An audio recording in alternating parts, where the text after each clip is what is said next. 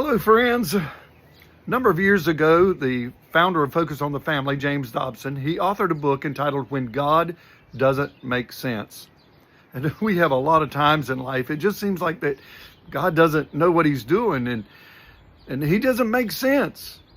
And one such incident that happened with us was we had a real close friend that my wife and I, we sang in a trio with her and ministered. She ended up getting married, and on her 4th anniversary, her and her husband went to the mountains on this celebration, and she slipped and fell off of a mountain and was killed.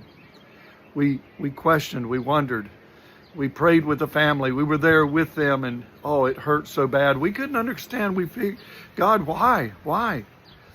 And I've come to the conclusion it's not a sin to ask why. In fact, Jesus, he asked why while he was on the cross. He said, my God, why have you forsaken me? He felt that loneliness. And yet, just a few hours before, he'd said, not my will, but thine be done. And that's exactly what we want. We want God's will in everything, even though we feel those questions and that loneliness.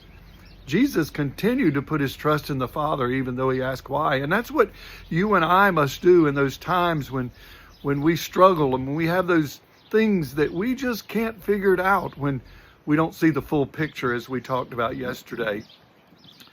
You see, the scripture tells us that the rain falls on the just and the unjust.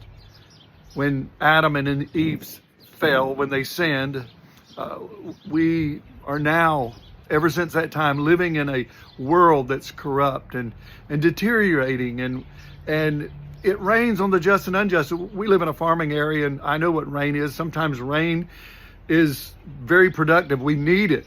But then other times there's too much rain. And so it falls on everyone, the blessings and sometimes the disappointments, the problems, the troubles, the difficulties. It falls on us all.